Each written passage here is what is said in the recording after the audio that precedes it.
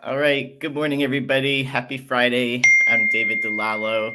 Welcome to the last edition this week of our Gen AI news briefing. We've got our analysts here today, as we do every day, to discuss the recent news and let you know whether you should pay attention to it or not. So we will start. Oh, it looks like we lost our screen. Ankaj, are you able to bring that back up? All right, here we go. We're back. Okay, so I know this is a SMH shaking my head. We will start off with discussing Google. Ankaj, kick us off. Thanks, David. So the first one that we have for today is from Google. So Google had to pause Gemini's ability to generate images because of the backlash that it has been facing because of historical inaccuracies in the images that were generated by people using Gemini. Yeah, Amanda. Oh, we got a bit of an echo on somebody there. What'd you think, Amanda? Yeah, so I think this one is definitely important if anybody hasn't seen what's been going on there. And I know Paul, for those who watch us regularly, Paul Byer, he said in the cover of the Post today, there's also something similar about this. So what I would say is this is important to be noting that what can happen with these tools, and we talked about this a little bit yesterday on how you kind of have to keep a watch on these outputs, especially if they're in production, because you don't know what's going to happen out there. So these bugs do occur. I mean, these things aren't completely ironed out. So it's just something to keep aware of. So I'd say on this, it's at least important. If not even, I mean, I could even be argued, Tim, David, if you think it's even essential at this point for something like this to make sure, executives are aware of this. But I'd say at least important. Yeah, what did you think? What do you think, Tim? I think important, and I could be argued into essential, and uh, for two reasons. One is just the general things Amanda was pointing out, which is, hey, this stuff is pretty early, and this is Google, right? This is not a fly-by-night startup, and they made a pretty big mistake here. It's also real insight into, again, what we've been saying for a long time, but which is hard for people to believe. It's impossible not to anthropomorphize, think of these things as thinking, reasoning, sentient entities, but they aren't. And so the problem that Google ran into in their, you could say their heart being in the right place and wanting to generate diverse images, since there's no reasoning and understanding of the world, they put those diverse images in inappropriate places. So the founding fathers are suddenly American Indians, Nazis are suddenly Black and minority status, which anybody with the minutest understanding of the world would know is, oh, that doesn't make any sense at all. And so you want diversity, but you can't have diversity at the expense of common sense, for lack of a better term. And that is the challenge of these models, is you really have to work at it to find ways that you can use them effectively without violating obvious common sense. And that's where Google tripped here. Yeah, yes, I'm on the fence too. We're gonna have to decide. I just can't believe that Well, I'd go with essential because probably this is going to get a lot of press anyway. Everybody's going to read it anyway. yeah. And I think it is important. Again, the third reason you could argue for essential is you don't want to be pulled over in the hall by a superior or a peer and not know about this. It's one Yeah. of those things you just need to know about. Yeah, Yeah. we'll put this as essential. And I just, you can tell by the tone of my voice, I'm just like exhausted by Google's like continued ability to just like fumble this whole thing. Like, Yes, ironic since they invented most of the underlying technology, or at least were directly a very big part of it. Yep. yes, yeah. I finally was cheering them, when they came out with this, with the new image generator, and like everybody was excited. They actually like announced their video tool before OpenAI for a change, and then there's this. Like, love that they're diversifying the outputs. I mean, that's a wonderful thing, but the, you know, you got to make sure it's working right. So we'll go essential, and we will move on to the next one. Okay. So the next one comes from the Justice Department. So they have a new chief AI officer now. So Princeton's Professor Jonathan Mayer will advise the department on AI matters. I'm just gonna go ahead and say this is optional, but you both let me know if you have a different take. I mean, it's good. I'm glad they're continuing to move forward on what they said they would do based on what they wrote in the Executive AI Act. But I'm not sure that this is a notable hire. I didn't get a chance to look into his background, so I only have the information from the article, which said that he was an advisor to Kamala Harris when she was in the Senate. And I can't remember, there was one other position that he held. FCC. What was it? The FCC Enforcement Division. He's been around government a while. He's got a technology background. He's from Princeton, so he's got a good pedigree. Everybody's going to have an AI officer. So yeah, this is a great, but not really all that relevant unless you're in this world. This will have an impact on law enforcement proceedings. I think that's what they're really looking at, is how do we deal with this from a Justice Department perspective? What is going to be considered in prosecution in other areas? Because again, that's a big policy area. But most people, hopefully, are interested in those kind of issues. Just one comment on this as well, just in the government for those listening, is they rolled out chief data analytics officer roles in various branches as well. They've been doing that as an initiative. So I guess just high level while we're speaking about it, it's just worth it to note that they are actually rolling out these positions and trying to get deeper into machine learning, AI, things like that throughout various branches of the government. So I think it's just interesting just to literally note that. So to Tim's point, other than that, I think it's pretty optional. Well, our audience for our newsletter is AI leaders, so maybe we can tell them, hey, if you're looking for a change and a job in government, there's probably plenty of work for you there. All right, so we'll mark this as optional. Next one, Ankash. Okay, the next one is from Stability AI. So they have launched a new Stable Diffusion 3 model. Yes, except that it's only a limited release. I guess per how they've done this in the past, they do a limited release, get a little feedback, and then a broader release, which makes me feel like this is optional personally, but curious as to other thoughts. And welcome, Paul. Do you have any thoughts about, we'll just put you on the spot right away. What do you think about this limited release of number 3? Well, it's optional in my view. It's keeping up with the Joneses, but it just shows the incredible innovation and the pressure on all these other vendors to keep up. So I think it's optional, and our leaders need to continue to be aware of vendor claims that might get inflated as they compete against each other. Yep, I agree. Especially since it's not really even out yet. And further, Stable Diffusion is very popular, but it's a developer tool. There generally isn't a DALL-E 3, Bing kind of just type something into a web browser and get an image interface. The only interesting thing here, and again, we have to see it out in the wild and see how it really works. And you can see in some of the image, like right here, they're claiming much better response to placing text on images. And anybody who's used Midjourney, DALL-E 3, or the others knows that is a real problem. So if they solve that problem, that will be a step forward. But we'll have to wait and see. Optional. Yeah, And I'm seeing. Didn't this come out after this OpenAI Sora announcement that everyone's talking about? Yes. Yeah. Okay.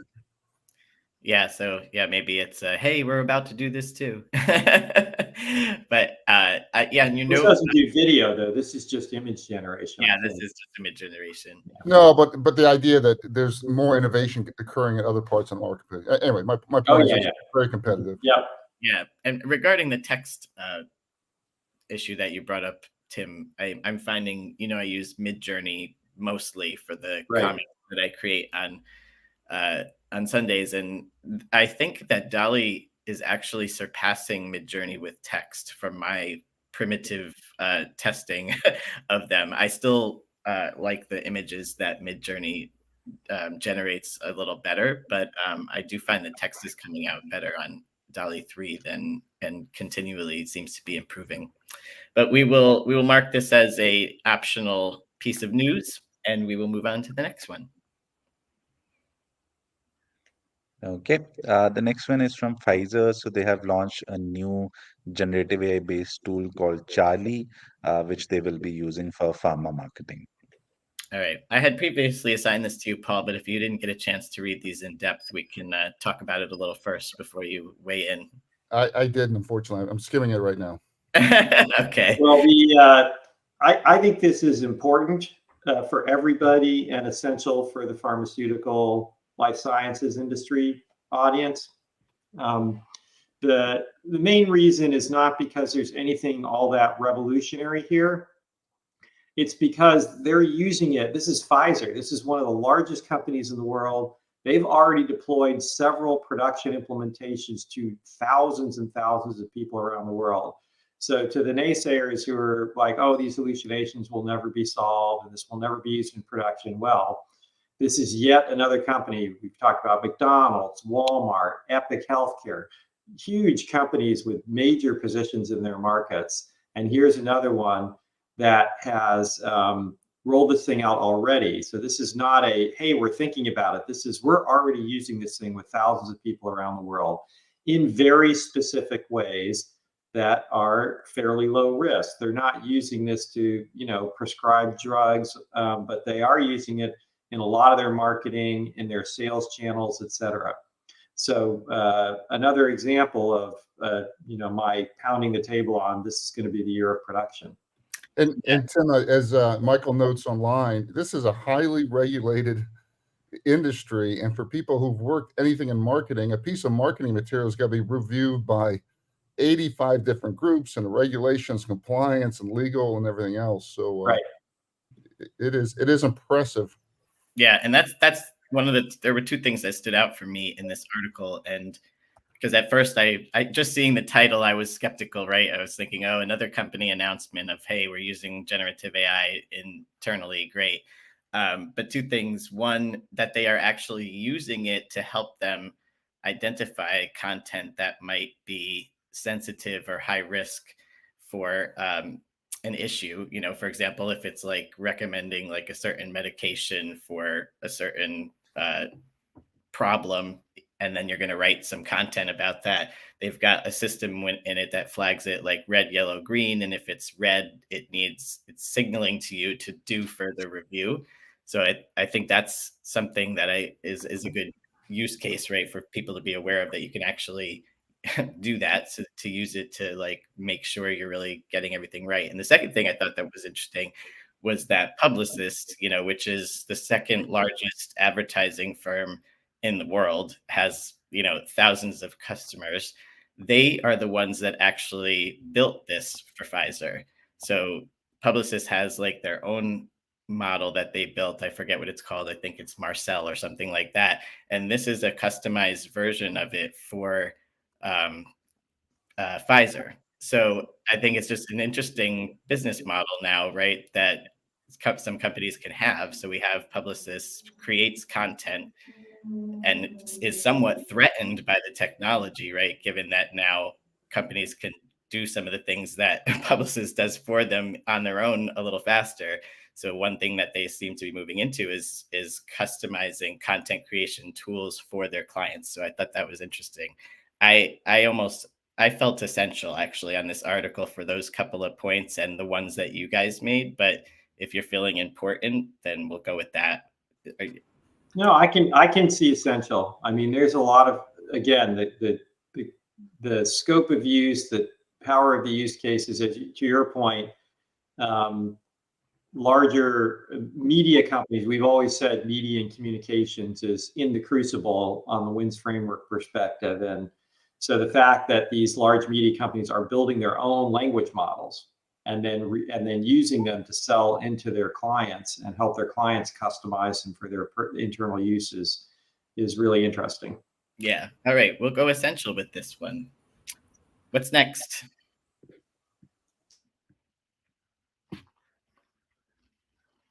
Oh, did we lose your sound, Pankaj? We must. Yeah, sorry about that. I was speaking on mute. Yeah. Okay. So the next one is from Department of Energy. So they have launched a GenAI tool called ChartGrid to uh, generate power grid visualizations. Yeah, this I signed this to myself, and I may need some help because I don't know if I was misinterpreting this. I first read this and was kind of excited and thinking, oh, great, this is an amazing use case, visualizing the grid, helping a grid operator optimize putting, supply versus demand. And then as I kept reading, I was like, okay, now it's saying it wasn't trained on actual grid data for safety. And they've set up some kind of like SQL database where they've like mapped out columns and basically cells to be able to like recreate this on your own. And then read further down and it was like, okay, and the visualizations don't actually represent the real life grid that spits out. So I was kind of like, what is good about this this article? Well, I think you have to. I've worked a little bit in this area.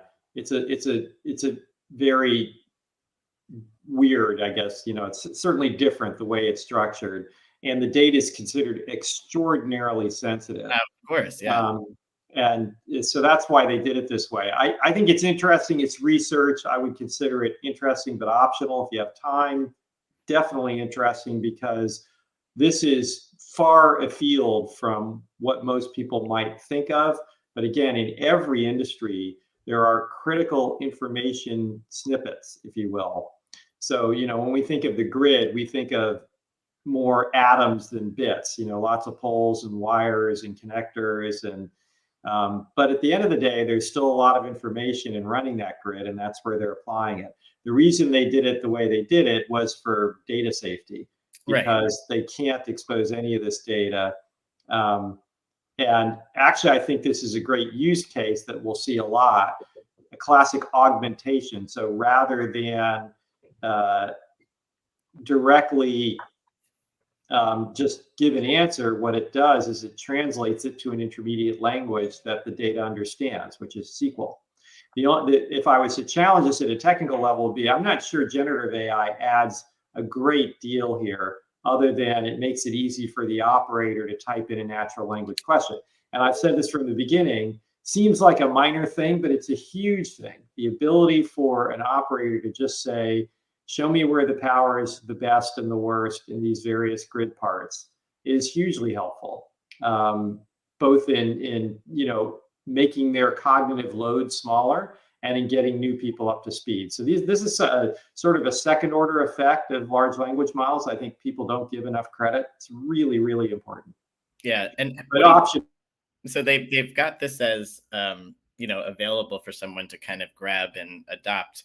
With the way that they structured it, do you feel like somebody can grab and pull this into their organization like relatively easily, or with the way they structured it actually makes it where it's going to be kind of difficult to take it and put it to use?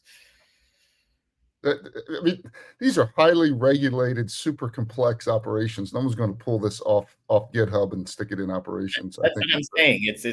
I was just a little baffled. Like everything about it sounds great, but the execution was a little baffling to me. Researchers, I don't know why researchers love to do projects on grids, on electrical grid. So yeah. So are we going important or optional? Optional, my view. I can also be swung either way. It's just, again, just high level. The use of synthesized data is being used in a lot of areas. So, that's literally the point I would pick out of here. But I agree with optional because, again, there's a lot of information here to really dig into. And so I guess I'm optional. All right. We'll say optional, but of note that another highly regulated industry has some activity in this front. And I think we have one more. Yes, David. So the next one is from Microsoft. So Microsoft has launched its red teaming tool called Pirate. to the public. So Pirate can generate a lot of malicious prompts to test the generative AI models and also provide scores for the responses that it generates. Amanda, thoughts? So maybe others can help me here. So is this only internal for them right before, so it's kind of mitigating Google's problem? Am I getting that correct? Because if that's the case, I think this is interesting. I'd say possibly important, but I don't know if I'm literally reading this wrong.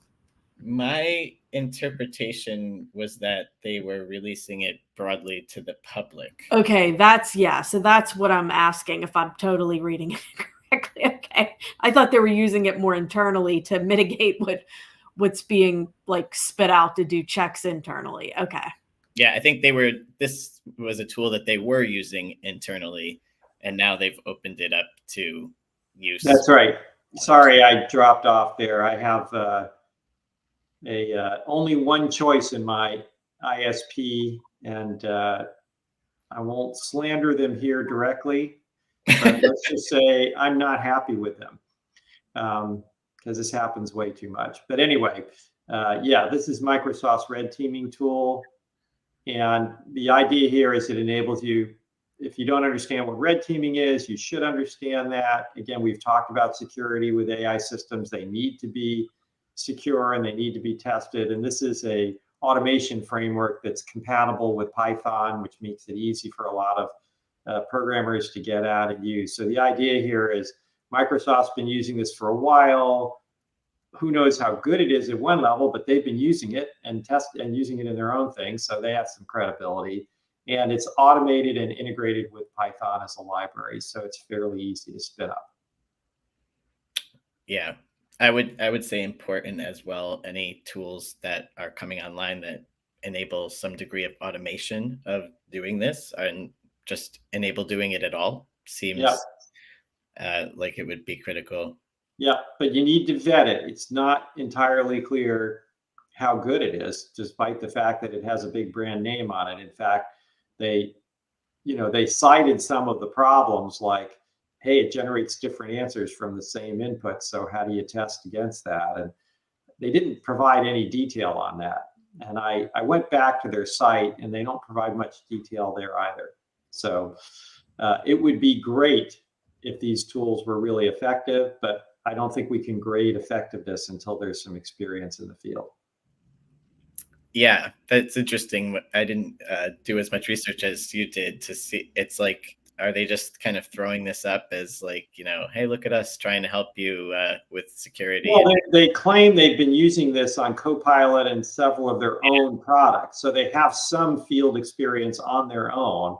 And therefore, this isn't just an idea that they're throwing out there like a startup.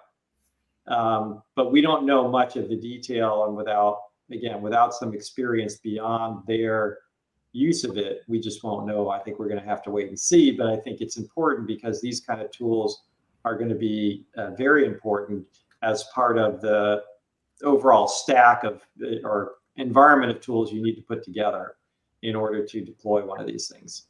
Yeah, that's why I was kind of on the fence. I know it literally says public in the title, but I was like, who exactly is using this? That's why I was totally confused. Well, it's just been released, so it's public. It's available to the public now.